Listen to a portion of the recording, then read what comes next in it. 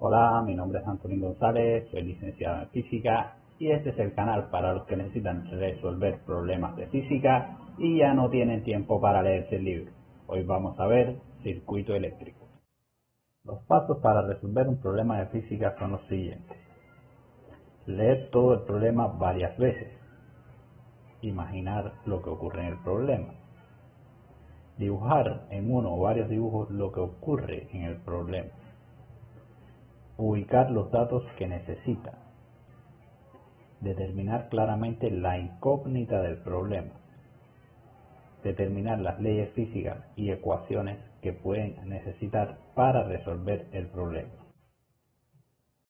Usando las ecuaciones y leyes físicas, obtener una fórmula que permita calcular la incógnita usando los datos disponibles. Y finalmente, realizar el cálculo numérico. El problema es el siguiente. En el circuito de la figura se tiene que R1 igual a 1 ohm, R2 igual 2 ohm, R3 igual 3 ohm, R4 igual 2 ohm, FEN 1 igual a 12 volts y la FEN 2 igual a 9 volts. Resuelva el circuito. Ahora dele pausa al video para que pueda leerlo con calma. Este ejercicio en particular viene con su gráfico, lo que deja poco espacio a la imaginación. Además, los datos vienen muy claramente reflejados en el ejercicio. Luego pasaremos a la incógnita. Resuelva el circuito. ¿Qué significa esto? Determinar todas las corrientes que circulan por el circuito. Acerca de las leyes físicas y ecuaciones que utilizaremos, vamos a comenzar viendo algunos conceptos. Nodo. Un nodo es un punto donde se unen más de dos elementos de un circuito. Por ejemplo, este punto es un nodo. Aquí se unen 1, 2 y 3 elementos. Sin embargo, en este caso tenemos 1 y 2 elementos solamente, por tanto, este no es un nodo. Rama. Son todos los elementos que hay entre dos nodos y que pasan por el mismo conductor. Por ejemplo, si tengo estos dos nodos, todo lo que está entre ellos es una rama. Malla es un conjunto de ramas que forman un circuito cerrado sin pasar dos veces por el mismo nodo. Ahora, primera ley de Kirchhoff. Esta ley plantea que la suma de las corrientes en un nodo cualquiera siempre será igual a cero. Esta ley es la expresión de la conservación de la materia y puede comprenderse de manera muy sencilla si imaginamos una tubería de agua. Toda el agua que entra por algún lugar debe salir por otro, de manera que la suma siempre será igual a cero. La segunda ley de Kirchhoff plantea que en una malla la suma de las diferencias exponencial es igual a cero. Es importante recordar que en una malla es un circuito cerrado, por tanto termina donde mismo comienza. Esto se comprende fácilmente si pensamos en un cuerpo que es lanzado hacia arriba y que cae hasta la misma altura a la que fue lanzado. No importa hasta qué altura llegue el cuerpo, la diferencia entre los puntos inicial y final siempre va a ser igual a cero. Por tanto, la suma de las diferencias de potencial a lo largo de toda su trayectoria va a acabar siendo cero. La ley de Ohm plantea que la relación entre la diferencia de potencial y la intensidad de la corriente que circula por determinados materiales llamados materiales óhmicos es igual a un valor constante. Este valor constante es conocido como la resistencia del material. Pasando al circuito del ejercicio, este tiene dos nodos, este y este. Y por cada rama del circuito sabemos que circula una única corriente eléctrica. En este caso hay 1, 2 y 3 ramas. Por tanto hay 3 corrientes eléctricas en este circuito. Y 1, y 2 y 3, que serán las incógnitas de este problema. Para hallar una fórmula de resolución del ejercicio es importante recordar que son tres corrientes, por lo cual necesitamos formar un sistema de tres ecuaciones. Estamos aplicando la primera ley de Kirchhoff en este nodo. Como no conocemos la dirección en la cual se encuentran las corrientes, vamos a asumir una dirección arbitraria y al final ya veremos que hay una forma de corregir estas direcciones. Vamos a decir que I1 va en este sentido, I2 va en este sentido, I3 va en este sentido. Como se ve, esto es físicamente imposible, ya que es imposible que las tres corrientes estén entrando en el mismo nodo. Pero esto, como dijimos, se puede corregir al final del ejercicio y no afecta su resolución. Luego vamos a asumir que todas las corrientes que entran al nodo se toman positivas y las que salen se toman negativas, de manera que en este nodo que estamos analizando ahora se tiene que I1 más I2 más I3 va a ser igual a 0.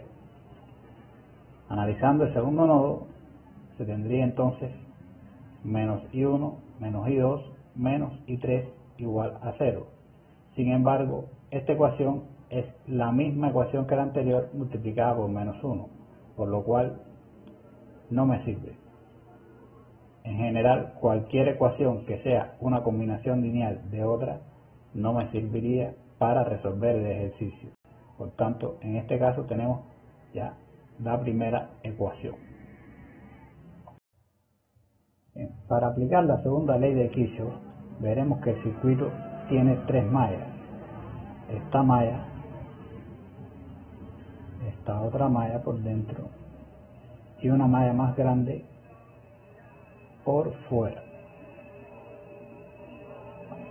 Se pueden utilizar cualquiera de las mallas.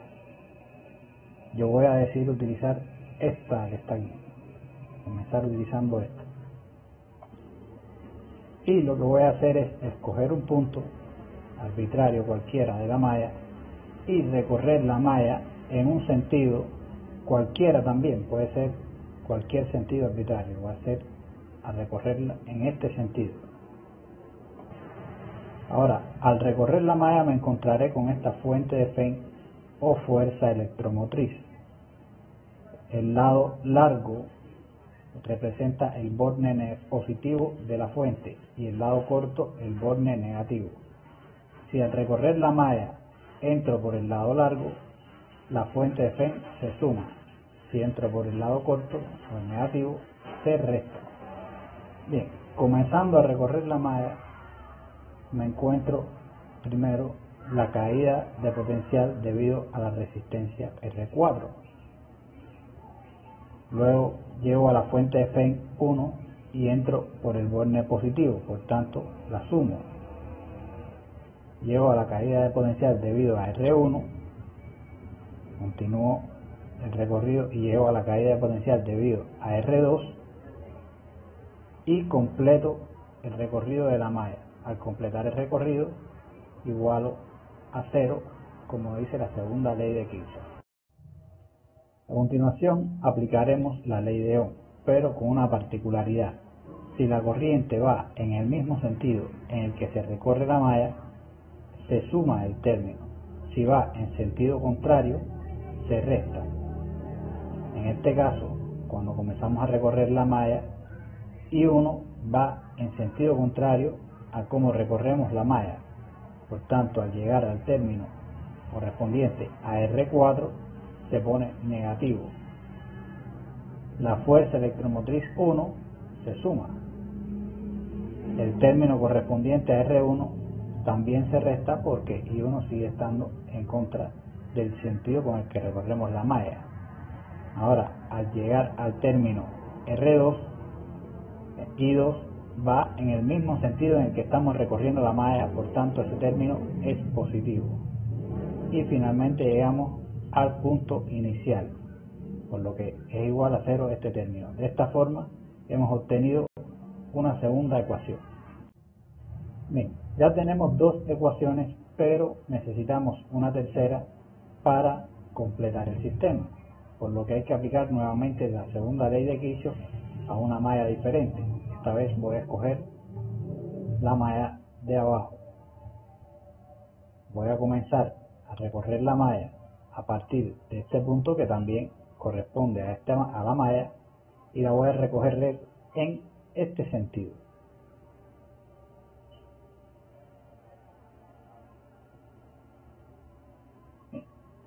Lo primero que me encuentro es la caída de potencial debido a la resistencia 2, luego está la caída de potencial debido a la resistencia 3 y finalmente la fuente de FEN 2. Al entrar por el borde negativo la resto y termino en el punto inicial, por lo que igualo a 0 la ecuación. Al aplicar la ley de Ohm, la corriente I2 va en sentido contrario a como estoy recorriendo la malla, por lo tanto el término correspondiente a R2 va a ser negativo esta vez. El término correspondiente a R3 será positivo porque la corriente I3 va en el mismo sentido en el que se recorre la malla. Y finalmente la fuente de FEN se pone negativa. Con esta ecuación y las dos anteriores hemos completado finalmente el sistema de tres ecuaciones con tres variables independientes que me permite resolver este ejercicio. Utilizando las herramientas matemáticas se pueden obtener las soluciones numéricas para las tres corrientes del circuito, I1, I2 y I3. Podemos ver que I2 da un valor negativo. Esto no es un error, sino que se corresponde a que la corriente I2 fue ubicada inicialmente en sentido contrario al que realmente tiene. De esta forma se corrige el sentido de la corriente I2 y podemos ver que las corrientes I1 e I3 sí fueron ubicadas de manera correcta. De esta forma queda determinado por completo las corrientes que circulan por el circuito y queda resuelto el problema. Eso es todo por hoy. Gracias por su atención. Dale like y suscríbete para más.